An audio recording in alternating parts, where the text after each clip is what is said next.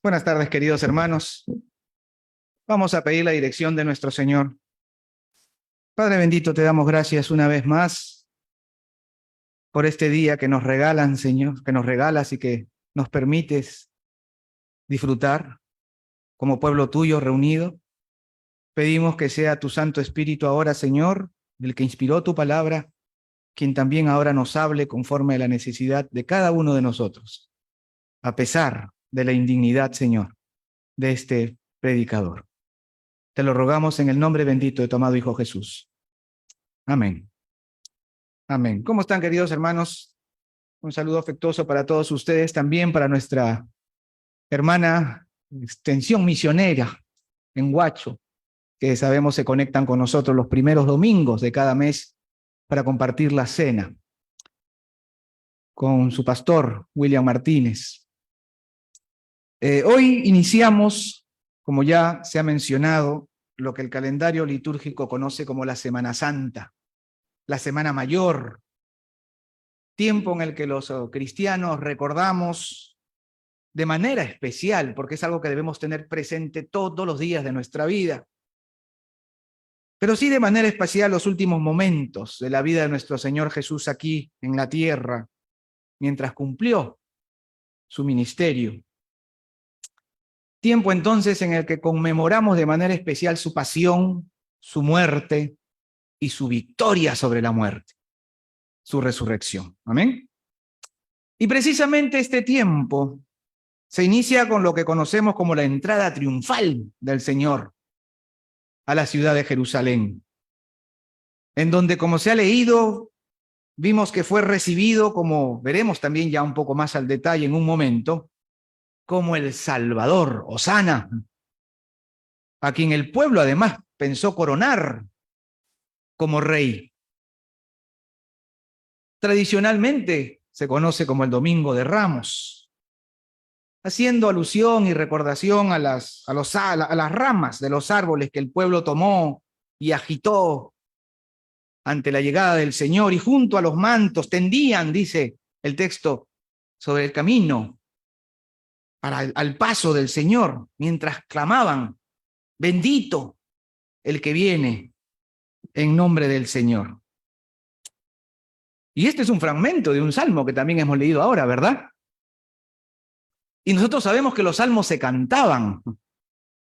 Los salmos, como todas las escrituras, son revelación de Dios, inspiración de Dios, como dice Pablo, pero que tienen los salmos la particularidad de estar escritas en forma de poesía hebrea, desde luego, que eran entonadas en alabanza a Dios y que hablan de sus virtudes.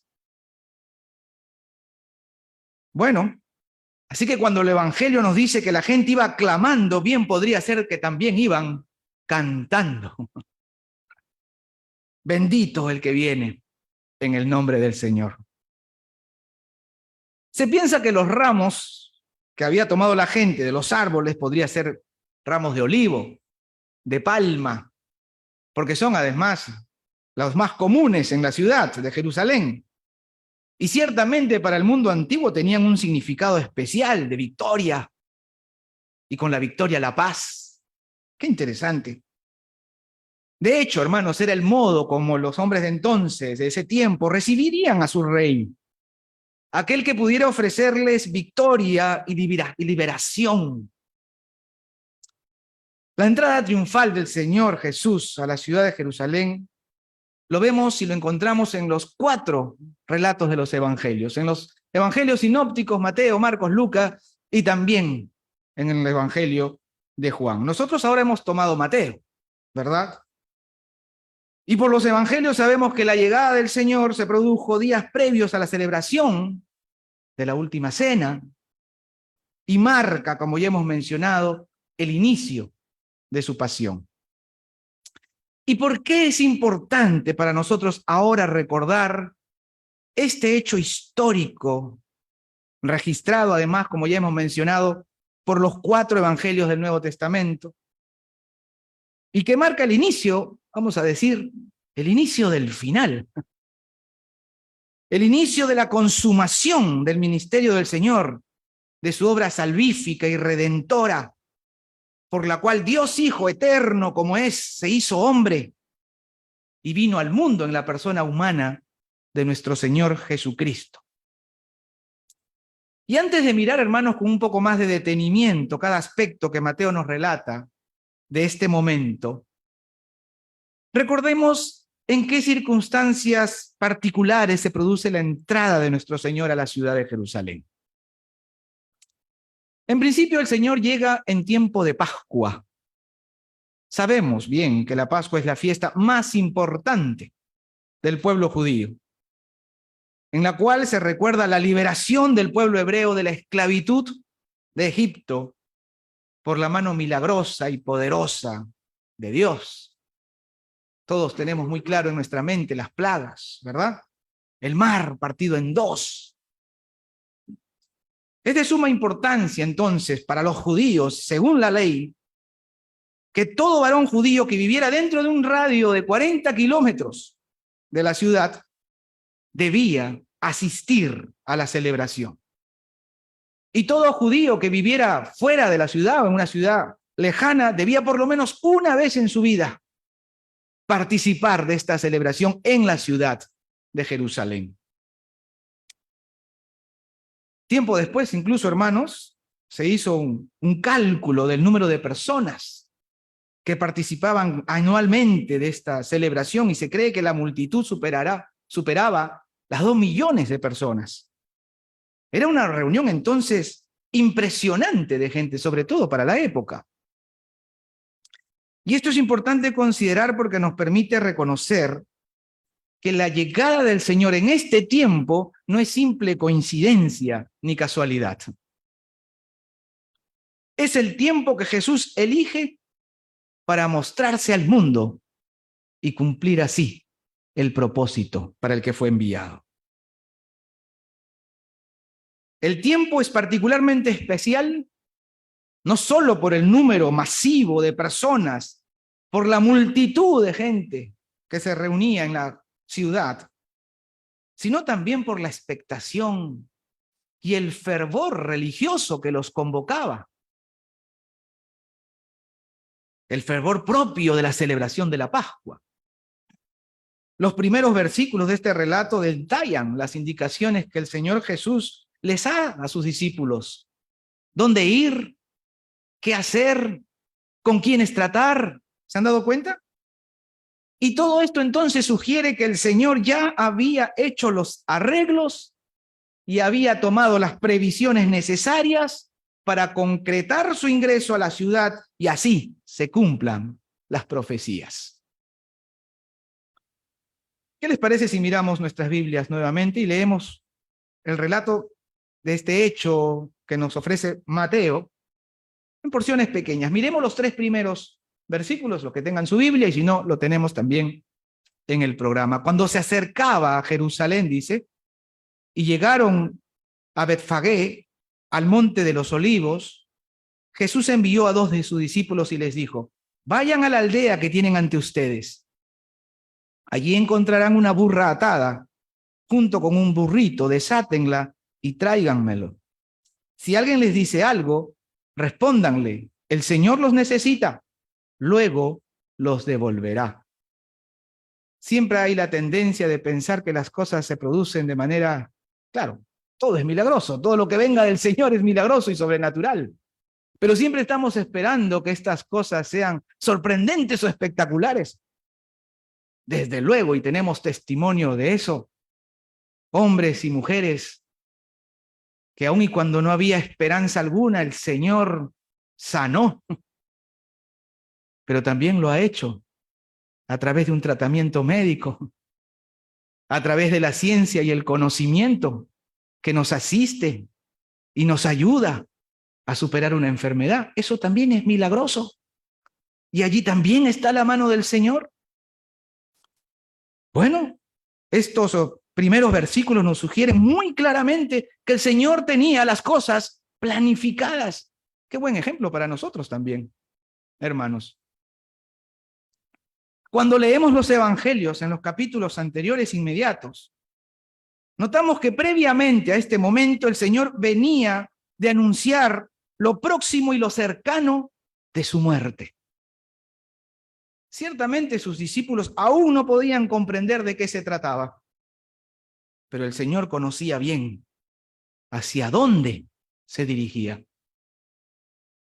Mateo, al escribir su evangelio, hace una interpretación de estos hechos como el cumplimiento de lo anunciado por el profeta. Miren los versículos 4 y 5. Todo esto aconteció para que se cumpliese lo dicho por el profeta cuando dijo: digan a la hija de Sión, he aquí tu rey viene a ti, manso y sentado sobre una asna, sobre un pollino, hijo de animal de carga. El cumplimiento de esta profecía entonces es realmente importante. El pueblo judío conocía las Escrituras y la expectación por la venida de su rey, es decir, del Mesías prometido, era algo, hermanos, muy presente en ese momento en el pueblo. Sobre todo por la situación de dominio a la que estaban sometidos en ese momento de su historia. Ahora, quiero que por un momento hagamos el esfuerzo. Hace un momento el presbítero Pablo Gutiérrez nos pedía que nos trasladáramos imaginariamente al campo para gozar de esa belleza creación de Dios y ver que nada se le compara al Señor, mientras cantábamos y alabábamos. Bueno, yo les pido ahora también un ejercicio de imaginación para pensar en la imagen que producía Jesús al hacer su ingreso a la ciudad, conforme a cómo los profecías habían anunciado respecto a la llegada del Mesías. Era poderosa esa imagen. Este ingreso fue una declaración pública de su identidad. Es decir, fue el modo como el Señor, de un modo dramático, revela quién es. Y aunque Mateo no lo menciona, Marcos se encarga de hacernos ver que el asna sobre el cual el Señor monta no había sido montado nunca antes. Y esto muestra la santidad del Señor y también del propósito de la ocasión. De manera que todos los detalles que rodean este acontecimiento, queridos hermanos, señalan a Jesús como quien es, el Cristo. Por eso decimos que se trata de un momento y de un modo dramático, como el Señor muestra su identidad. Él podría haberlo hecho con palabras. Yo soy el Mesías. Pero como sucedió también en la historia de los profetas, a veces las palabras necesitan ser reemplazadas por acciones, por gestos, a veces dramáticos, pero que así pueden penetrar la conciencia y sacarnos de la indiferencia y darnos luz para nuestro entendimiento. Precisamente el jueves estudiábamos, ¿verdad? Los que formamos parte del grupo de estudio bíblico, la función profética de la iglesia, llamada a compartir la esperanza que tenemos en Cristo por su palabra. Y allí vimos ciertos momentos de algunos profetas del Antiguo Testamento. Y vimos también cómo a través de acciones, de gestos, que reemplazan a las palabras, pero con mucha potencia. Recuerdo que miramos de manera especial al profeta Isaías, quien en obediencia al Señor anduvo descalzo y desnudo por 3 años. Tremendo. Comunicando así las consecuencias que sufriría el pueblo por haberle dado la espalda a Dios y haber puesto su confianza en el poder humano. Dramático, pero potente. Ahora, el Señor Jesús le habla también a la multitud, no con palabras, sino con un acontecimiento, con el cumplimiento visible de una profecía, montado en una burra como había sido profetizada. Los habitantes de Jerusalén habían sido testigos de sus maravillas, de sus milagros. Por el Evangelio de Juan, entonces, nos lleva todo a indicar que antes de su ingreso se produjo la resurrección de Lázaro, tremendo, en presencia de las autoridades judías. La llegada del Señor a la ciudad entonces causó, dice la palabra, conmoción. El Señor tenía todos los atributos necesarios para ser identificado como el Mesías prometido, aquel que los libraría del yugo opresor. De hecho, hermanos, no toda la gente lo reconocía, ¿eh? Ojo con eso. Recuerden que hace un momento hemos considerado que eran enormes contingentes de personas que venían cada año de ciudades lejanas para celebrar la Pascua en Jerusalén. Si saltamos hasta el versículo 10 un momento, y ustedes lo ven, de este mismo relato de Mateo, vemos que nos dice que la multitud estaba conmovida y que se preguntaban, ¿quién es este? ¿Eso qué nos dice? Que mucha gente no lo reconocía. ¿Y este quién es? Pero en 3 años del ministerio milagroso, su nombre había sido famoso. Se había hecho famoso por todas las ciudades, pero no todos lo reconocían. De manera que cientos de miles estaban, dice, conmovidos. Y claro, si pensamos nosotros en castellano, conmovido nos suena más a emoción, a exaltación. Algunos estudiosos sugieren que una mejor traducción del griego original sería confusión, convulsión, agitación. ¿Quién es este? Y la respuesta que reciben los que preguntan, que aparece en este mismo versículo 10, nos habla de la popularidad del nombre de Jesús. Este es Jesús, el profeta de Nazaret, de Galilea. Qué interesante ver cómo Jesús es presentado. Este es Jesús. A veces nosotros andamos presentando nuestra iglesia, nuestras creencias. Nosotros tenemos que presentar a Jesús. Y ya en otras ocasiones hubo quienes lo reconocieron así como el profeta que había de venir. Y profeta, hermanos, es también uno de los nombres que recibe el Mesías. Como el pueblo judío podía entender el Mesías.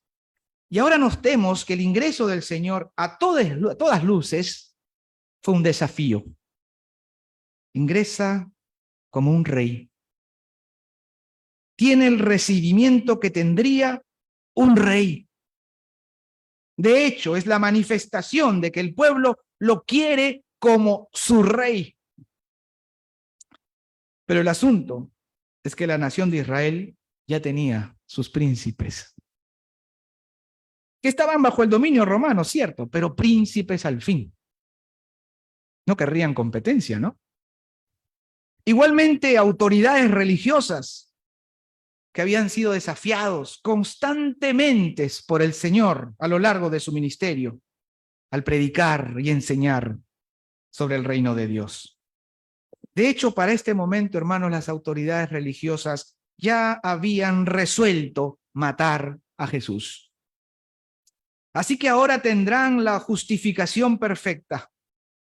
Su entrada triunfal los habría puesto más que en alerta. Era una amenaza directa a sus privilegios y a su posición de poder. Si ya habían rechazado a Jesús y convenido en matarlo por causa de sus enseñanzas, de sus milagros y desafíos, ahora mucho más, que se mostró como rey. Y como hemos mencionado, hermano, los ramos y las mantas en el camino, es la forma como el pueblo de entonces recibiría a un rey. Así lo había hecho el pueblo de Israel en otros momentos de su historia. Ahora es Jesús quien es recibido como tal. Lo reconocen como un enviado de Dios que viene a salvarlos, hosana, a rescatarlos de su condición. Era lo que el pueblo clamaba, hosana, que significa salvación, sí, pero con una connotación especial. Sálvanos ahora. Es un grito de urgencia. Y hosana en las alturas es el modo de expresar esta oración, de que sea oído en el cielo, que sea oída en las alturas. Sálvanos ahora. Era el clamor de un pueblo que necesita ser salvado. Y aquí es cuando necesitamos tratar, queridos hermanos, un asunto que nos va a ayudar a entender mejor el desarrollo de estos hechos y lo que se va a producir seguidamente. Ciertamente el pueblo lo recibe con júbilo, ya lo hemos visto. El pueblo lo quiere como rey. El respaldo popular parece unánime. Y claro, nosotros que conocemos lo que sigue, ¿verdad? Es imposible dejar de preguntarnos cómo y por qué cambió todo en tan poco tiempo. ¿Cómo pasaron de llamarlo su Salvador a pedir su crucifixión?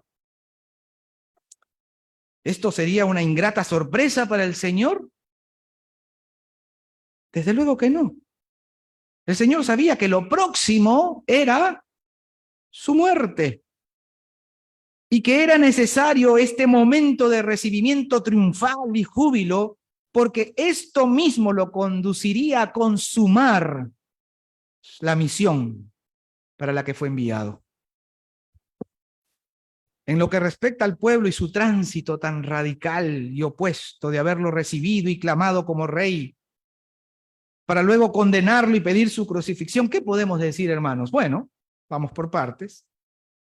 En principio, hay quienes consideran que no son precisamente estas las mismas personas las que luego pedirían la libertad de Barrabás y la crucifixión del Señor.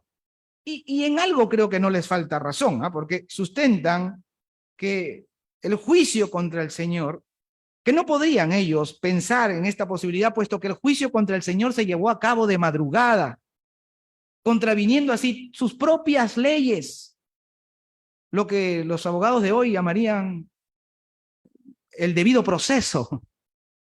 Definitivamente no hubo ningún debido proceso. Y en realidad el pueblo no esperaría tal cosa del Sanedrín, pero así actuó el Sanedrín. Me parece razonable la explicación. No obstante, tampoco podríamos afirmar que definitivamente se trató de dos grupos diferentes de personas. No se puede negar que muchos de quienes lo aclamaron luego lo condenaron. ¿Y qué fue lo que pasó? Y para encontrar una explicación es importante también recordar lo que hemos estado diciendo hace un momento. Las expectativas del pueblo de Israel.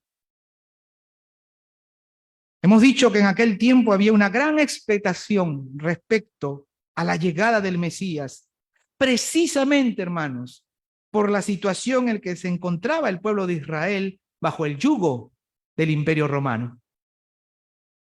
Entonces, dicha expectativa no estaba separada de la situación política y social que estaban viviendo en ese momento.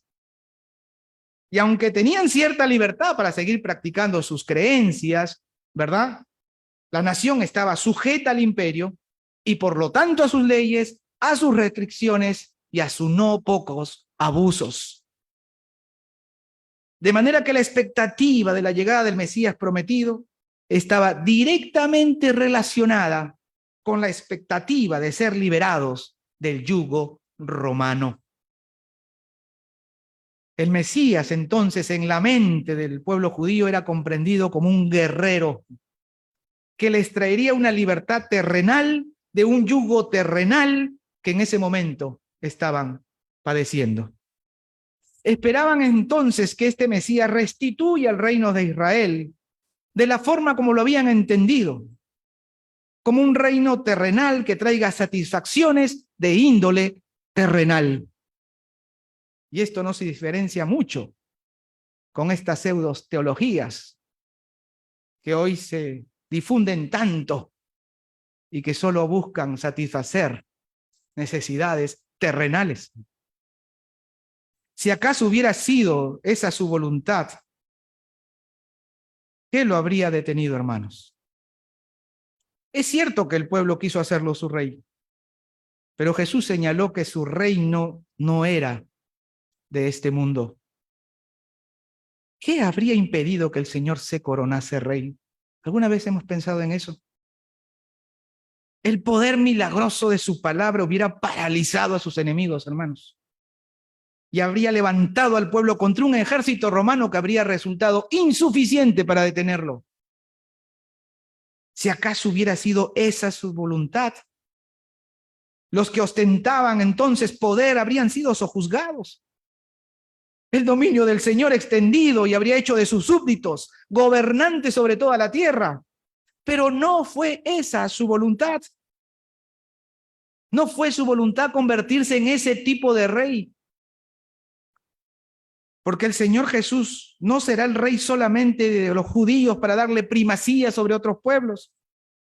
El Señor Jesús es el rey de toda la creación, que vino a liberar a la humanidad de la esclavitud del pecado y de su mayor consecuencia, la muerte eterna.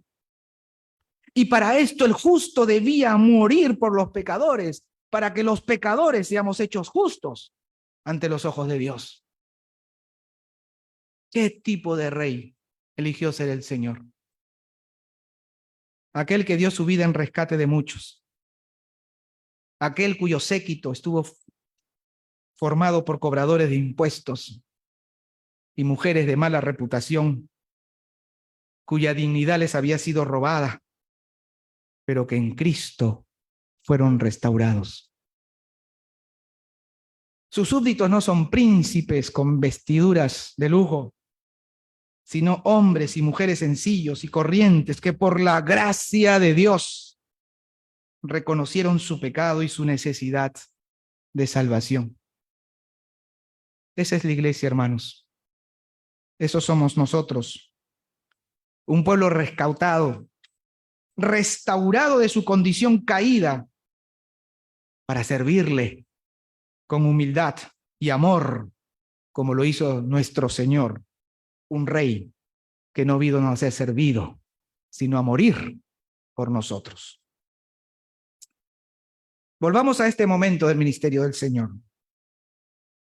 Entonces sus milagros habían sido conocidos por todo el pueblo, lo hemos dicho. A estas alturas, hermanos, su fama se había extendido y por lo tanto la gente entendía que tenía poder para liberarlos. Era el mejor candidato para ser su rey. No sabemos cuánta gente de toda esta multitud que lo recibió con júbilo realmente había entendido su mensaje de salvación eterna. Lo cierto es que aún y cuando la gente, hermanos, tenía una expectativa distinta, como suele suceder con nosotros también, que no miramos más allá de nuestras propias circunstancias, que no tenemos el corazón puesto en la eternidad, sino que miramos simplemente nuestras necesidades temporales inmediatas. Así todo se cumplió la profecía que animó a todo el pueblo a recibirlo con júbilo, conforme había sido profetizado. La profecía menciona que el rey prometido llegaría montado sobre un asna. Y ojo, que en el oriente estos animales eran considerados animales nobles. De hecho, sobre ellos cabalgaron los reyes en tiempos antiguos. Quizás para los tiempos de Jesús podríamos esperar o suponer que llegaría en un caballo, símbolo de grandeza, símbolo de poder. Pero precisamente el caballo era una montura de guerra, mientras que el asno una montura de paz. Y la primera venida del Señor no fue para juicio, vino como cordero a morir en nuestro lugar, como cordero expiatorio para perdón, para salvación del pecador arrepentido. Quien hizo su ingreso a la ciudad de Jerusalén es aquel quien habría de ser llamado el príncipe de paz, conforme a las profecías y las escrituras. Aquel que vino a este mundo a morir en el lugar de cada uno de nosotros. El Rey de Reyes, que resucitó de entre los muertos y cuyo reino no tiene final. Pero ¿qué en estos tiempos, hermanos míos? Que en estos tiempos, 2000 años ya, se ha acercado a toda la humanidad sin distingo de raza, sin distingo de cultura ni posición social alguna, para inaugurar un nuevo tiempo en el que podemos hallar a Dios en Cristo para perdón de nuestros pecados, para recibir libertad, y vida eterna. Es el tiempo que vivimos ahora, hermanos. Es este nuestro tiempo, que tuvo su inicio cuando Jesús irrumpió en la historia humana y que se extiende hasta su regreso conforme Él ha prometido. Cristo vuelve, amén, pero no vendrá más como cordero sacrificial, sino como juez y Señor.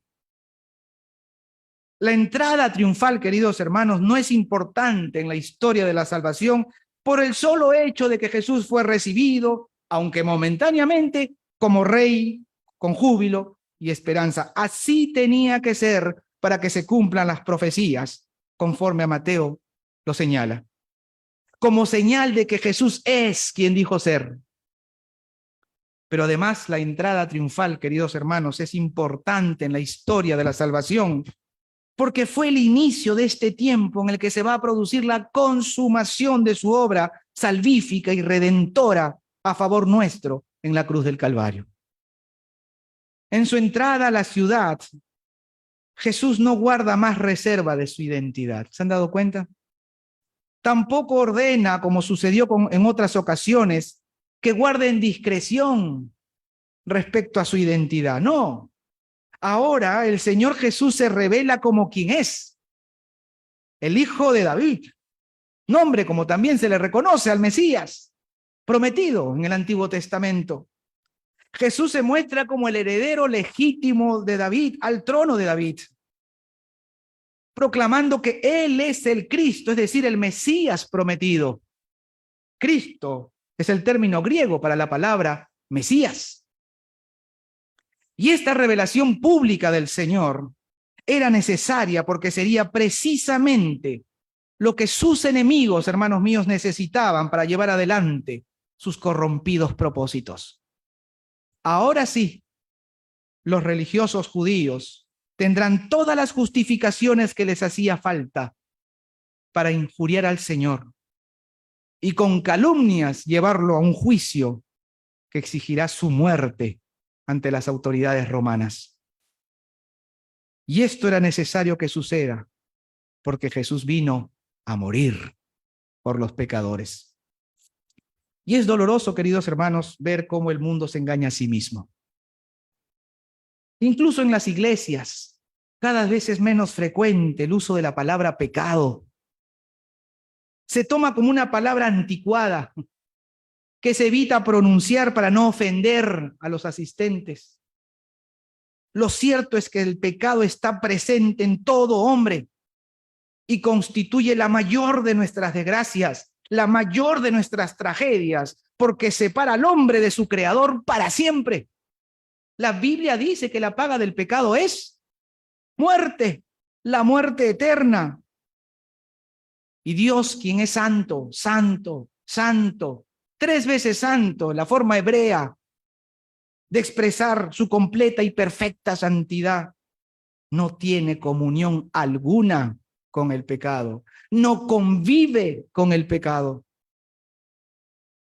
La Biblia enseña que nada impuro tendrá la aprobación de Dios. Y porque todos somos pecadores, queridos hermanos, todos, y yo aquí el primero entre ustedes, todos estábamos destituidos de su presencia. Porque la paga del pecado es la muerte. Esa es la condenación. Y esa es la real condición de todo hombre que no haya entregado aún su vida a Cristo. Necesitamos, hermanos míos, clamar: Hosana.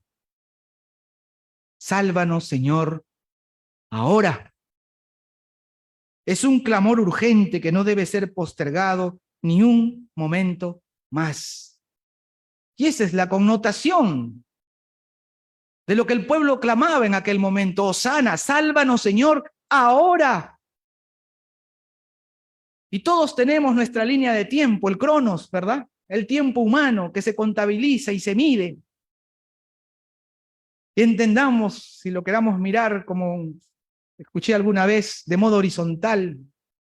Pero está el tiempo de Dios, Kairos, todo tiempo es tiempo de Dios. Y el Señor quiere incidir en nuestro tiempo para transformar nuestra existencia y así darnos salvación. Y creo que este momento entonces resuena en nuestros corazones más que nunca. Hosana, sálvanos, Señor, ahora. No hace mucho yo conversaba con una hermana de nuestra congregación sobre lo que puede significar padecer, ver padecer a nuestros familiares y seres queridos una enfermedad larga, dolorosa, que lo postre en cama hasta su muerte. Nadie quiere tal cosa. Nosotros tampoco queremos eso para nuestra propia vida, por la experiencia de dolor físico y emocional que se produce, no solo del paciente, sino de toda la familia. Pero también conversábamos y mirábamos cómo incluso de una situación como esa tan dolorosa, Dios puede convertirla en un momento de bendición, porque nos da la oportunidad de ponernos a cuentas con Dios.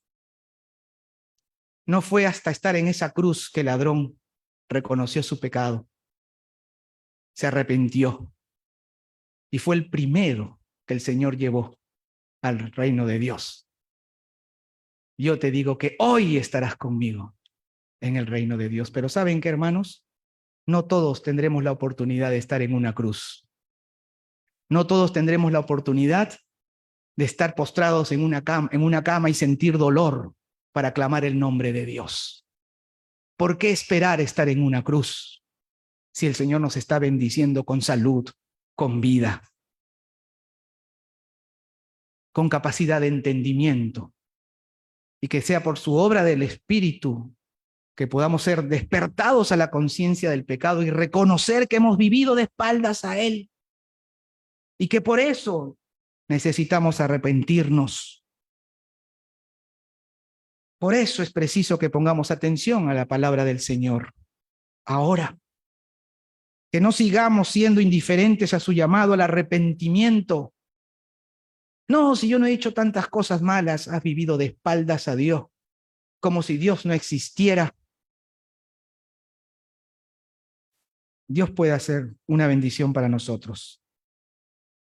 Que no sigamos siendo indiferentes a su llamado. Por haberlo llamado Señor, como a veces lo hacemos, pero sin permitir que ejerza su señorío en nuestra vida, porque nos hemos resistido. Por haber construido ídolos que hoy ocupan el centro de nuestro corazón, donde solo Cristo debe reinar conforme a su palabra. Por haber puesto otras prioridades en la vida y haber hecho oídos sordos a su palabra. Si realmente creemos que Jesús es quien dijo ser, necesita ser tomado en serio. Y no es el Señor quien lo necesita, sino nosotros. Hay gente que se entristece a ver las imágenes de una película de un Cristo sufriente. ¿Se entristecen por Cristo? Entristezcámonos por nosotros. Si acaso no hemos rendido la vida a aquel que murió, pero que resucitó de entre los muertos, que vive y reina y que vuelve como juez, como Señor.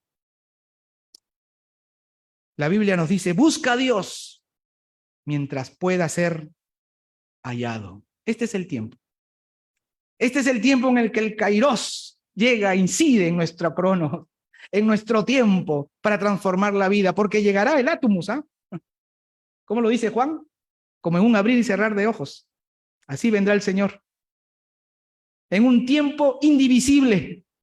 Y entonces no habrá tiempo más para nosotros. Pero la misericordia del Señor es grande y por eso se extiende. Y aún nosotros podemos responder a su llamado. Hosana al Hijo de David. Bendito el que viene en el nombre del Señor. Clamó el pueblo y debemos clamar también ahora nosotros. Y Cristo viene, hermanos. Cristo viene, pero viene también ahora por su cena recordar y conmemorar su muerte a nuestro favor. Cristo dijo que donde quiera que 2 o 3 estemos reunidos en su nombre, Él está en medio nuestro. ¿Lo creemos? Entonces Cristo está con nosotros. Cristo viene y puede venir a tu vida. Si tú respondes con fe y abres tu corazón. No necesitamos esperar acomodar la vida para darle espacio al Señor. El Señor viene a nuestra vida. Toca la puerta, como dice en Apocalipsis 3:20. Y el que abre, necesitamos ser nosotros los que abrimos. Él entra y cena con nosotros y nosotros con Él. Y entonces Él toma su posición de Señor y será Él el que acomode la vida. Amén. Que el Señor nos bendiga y nos haga bendición. Padre bendito, te damos gracias, Señor, una vez más por tu palabra.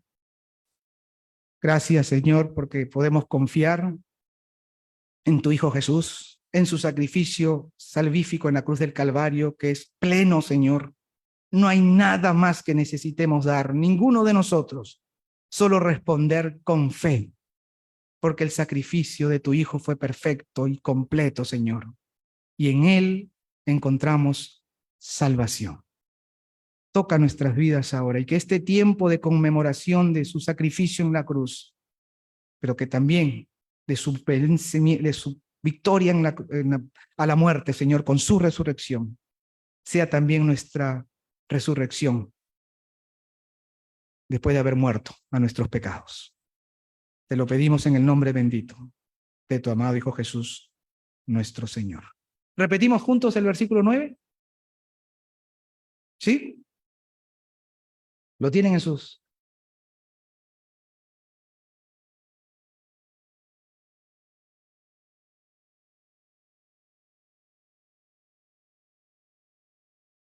Tanto los que iban delante como los que iban detrás lo clamaban y decían: Hosana al Hijo de David, bendito el que viene en el nombre del Señor, hosana en las alturas.